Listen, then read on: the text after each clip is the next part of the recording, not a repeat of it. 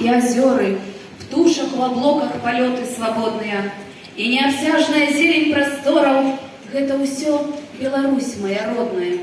Шчодрасць бясконцая лесу бескрайняга, звонкія спевы ракі паўнаводныя, золата спелых палёў незвычайнае, гэта ўсё Беларусь моя родная.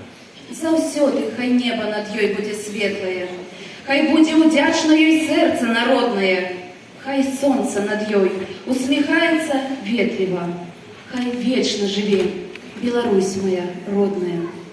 Словы Івана Цітаўца, музыка Валентины Беломоўскай. Родима моя Беларусь.